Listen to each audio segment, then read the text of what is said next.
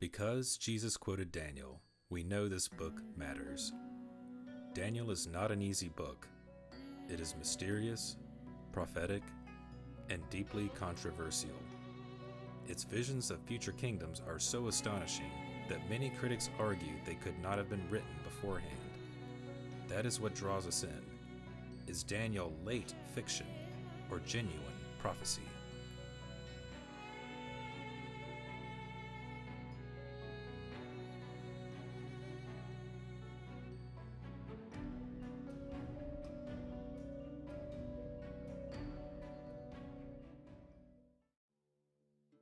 To understand the debate over Daniel, let's discuss the basic problem. Is Daniel an early book containing prophecy, or was it written after the events of the Maccabean crisis?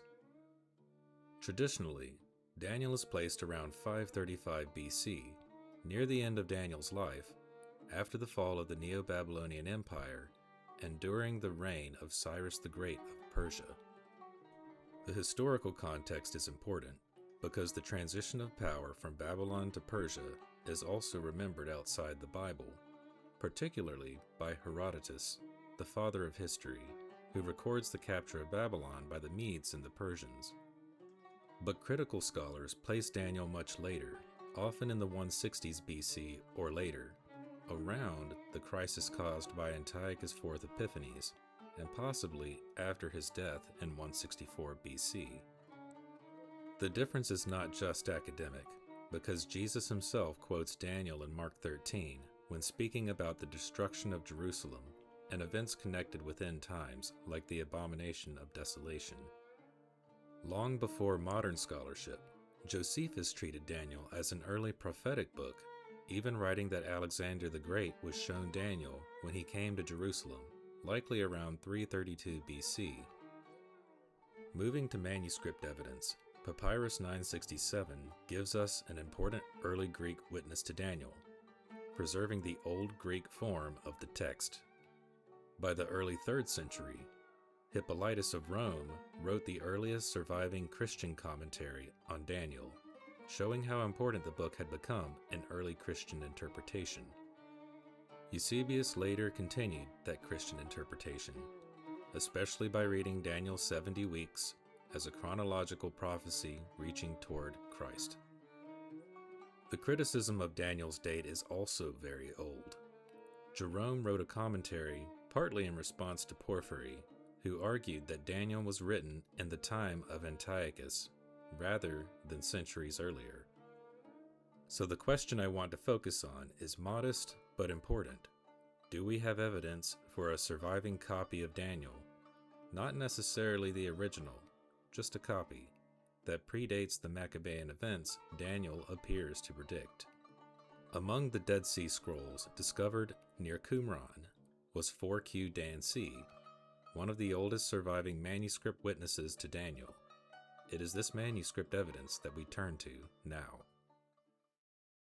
Topic today is the book of Daniel as pious fraud, and so that's maybe a little bit of a provocative title for some people. Maybe for other people it's like, okay, that's not that provocative. I'm assuming that to begin with. Dr. Joshua Bowen, we're going to be doing a deep dive on the book of Daniel, and I want to touch on 5 problems with the book of Daniel. These are some big ones. We'll have to move quickly. We will try. So the first thing I think is a problem, and we hear this debated in the apologist world online with Christians, is dating the book of Daniel. And scholars... The book gathers court tales from probably the 5th and 4th centuries BCE and combines them with some apocalyptic texts that probably originate in the 3rd and early 2nd century BCE.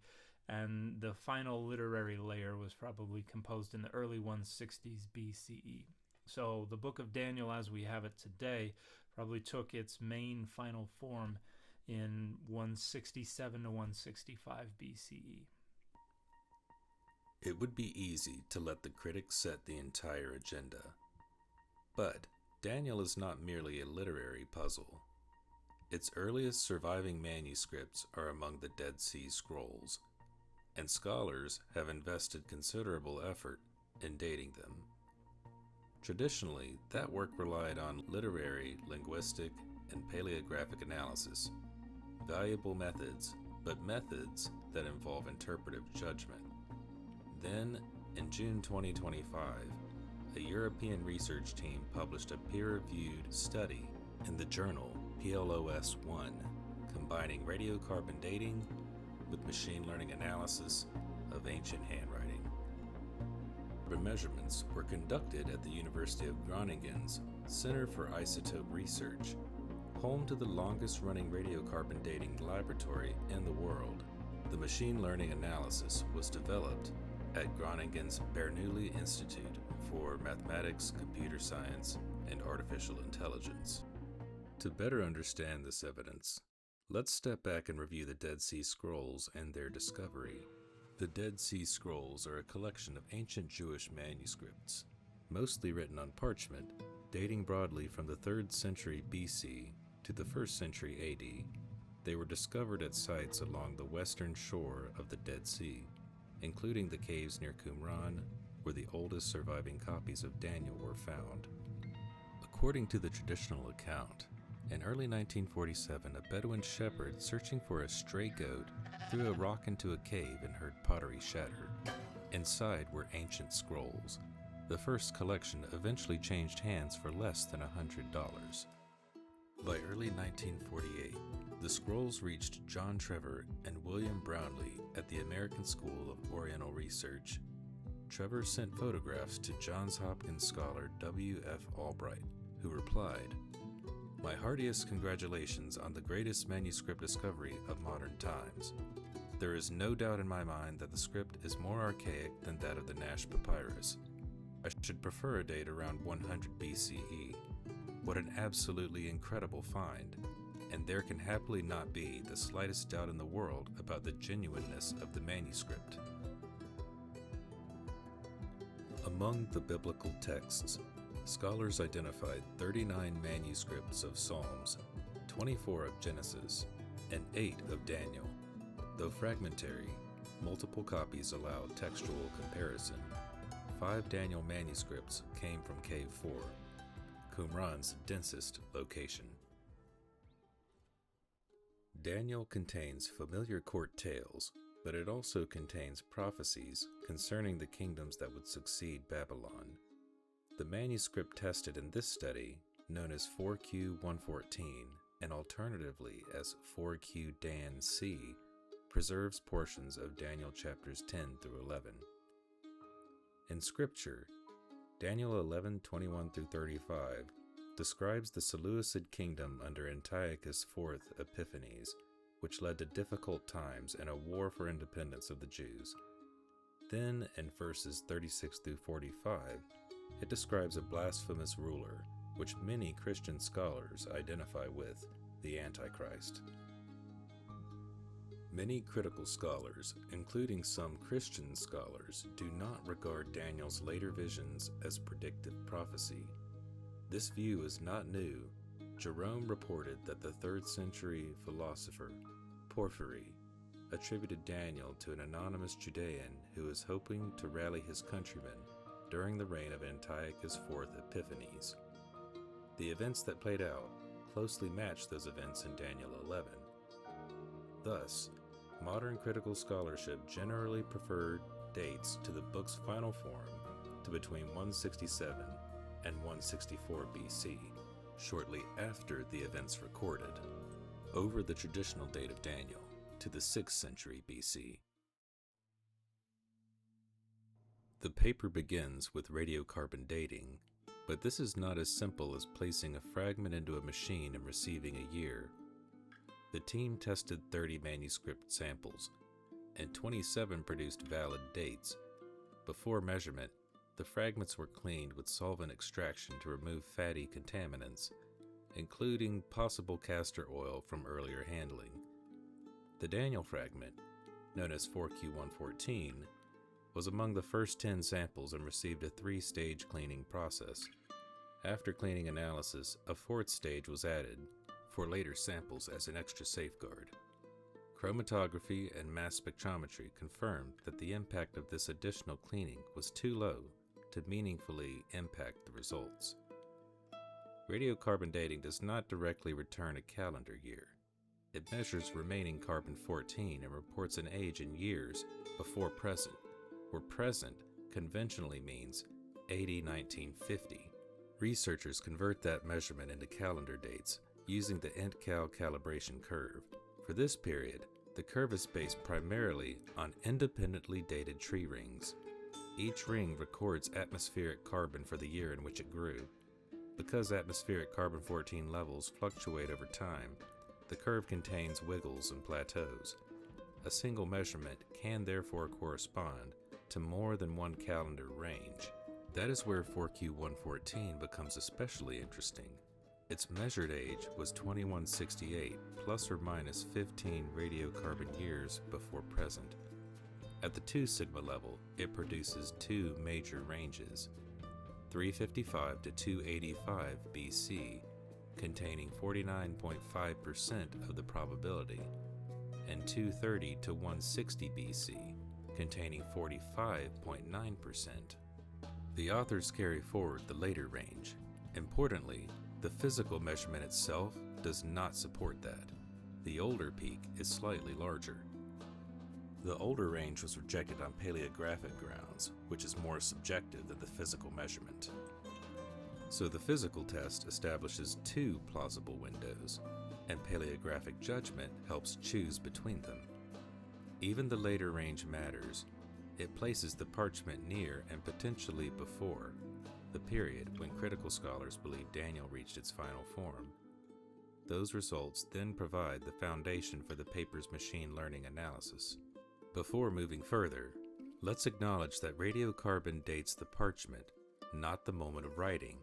That distinction matters, but it should not be overstated. Parchment was a valuable, labor-intensive material, not a disposable commodity likely to sit stockpiled for decades. While some delay is possible, the most reasonable starting assumption is that the parchment was used relatively soon after the skin was prepared. The study moves from dating the parchment to the handwriting itself. The researchers call their model Enoch. It does not interpret the words or ask whether the content sounds early or late. Instead, it measures geometric writing patterns from the scribe's hand. The team began with multispectral images of 24 radiocarbon-dated manuscripts. A neural network called BINET separated the ink from the texture and damage of the parchment for 75 images from the 24 manuscripts. The cleaned images were then converted into numerical feature vectors. One set of features measures angles and curvature along the ink strokes, using what is called the hinge method. Another captures allographic patterns, recurring shapes in the way characters are formed. An allographic pattern is a recurring way of drawing a letter. For example, when two scribes write a Hebrew letter, one may use a long diagonal stroke and a sharply angled cross stroke, while the other writes it more compact and rounded. Enoch captures this statistically. These features were then analyzed using Bayesian ridge regression. I won't turn this into a math lecture, but the basic idea matters. Regression tests whether combinations of handwriting features vary systematically with date. Ridge regularization discourages the model from overreacting to random quirks in a small dataset such as this one. The Bayesian aspect of this produces a probability distribution instead of an exact year. For its training, Enoch used the calibrated radiocarbon dates and uncertainties of 62 out of the 75 images from the manuscripts. The model was then tested using the remaining images. The 1 sigma error in Enoch's predictions were roughly 28 to 31 years. The researchers then applied Enoch to 135 additional scrolls without carbon dates. Expert paleographers judged 107 of those predictions, 79%, to be realistic. Still, its broader results suggest that many Dead Sea Scrolls may be older than scholars previously assumed. and the purpose of not relying on paleographic estimates as the target values for the machine learning was because a goal to use a more objective method of dating with physical measurements and geometry and allographic analysis was desired. Paleographic estimates are known to have unpredictable error and bias. For resources on this statement, just read the paper. Let's consider the possibilities. Let's be modest with the data, not overstating the findings, but let's also acknowledge a few possibilities ranging from a result that highly favors the early date to the latest possible date, and the implications of each possibility for 4Q Dan C. First, the range from the 4th to 3rd century BC is quite remarkable. Although this is quite a stretch, it could make it remotely possible that the claim of Josephus that Alexander had Daniel in his hands was reliable. Next, if the early 2nd century range is to be believed, then the midpoint of the probability distribution predates the events by more than 30 years. Given that parchment could be stored for extended periods of time, we should consider a few more possibilities. If the parchment was stored for 6 months to a year before use, this is of no consequence. Even if it was stored for 10 to 20 years, this impacts all of the before-mentioned possibilities only in a minor way.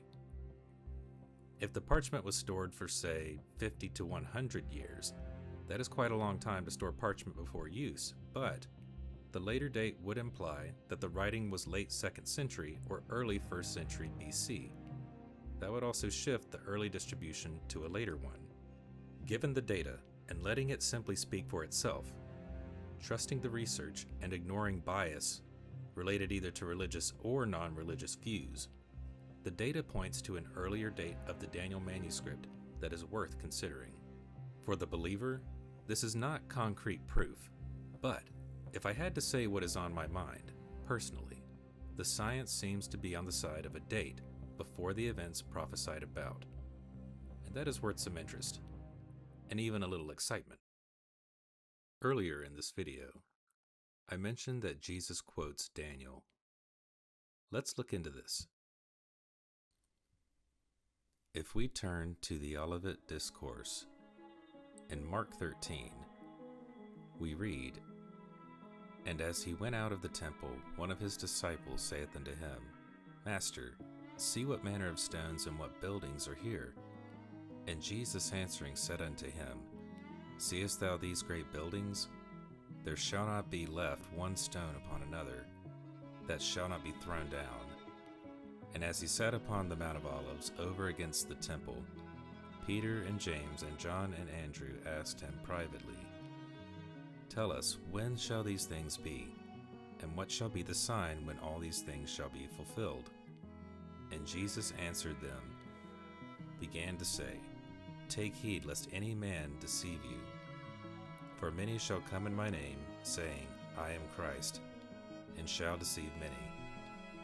And when ye shall hear of wars and rumors of wars, be ye not troubled, for such things must needs be, but the end shall not be yet.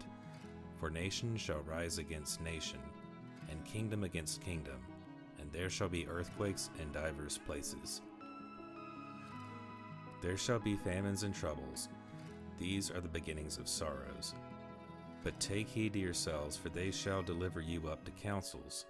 And in the synagogues ye shall be beaten, and ye shall be brought before rulers and kings for my sake, for a testimony against them. And the gospel must first be published among all nations. But when they shall lead you and deliver you up, take no thought beforehand what ye shall speak, neither do ye premeditate. But whatsoever shall be given you in that hour, that speak ye, for it is not ye that speak, but the Holy Ghost. Now the brother shall betray the brother to death, and the father the son, and the children shall rise up against their parents, and shall cause them to be put to death. And ye shall be hated of all men for my name's sake, but he that shall endure to the end, the same shall be saved. But when ye shall see the abomination of desolation, spoken of by Daniel the prophet, standing where it ought not, let him that readeth understand. Then let them that be in Judea flee to the mountains.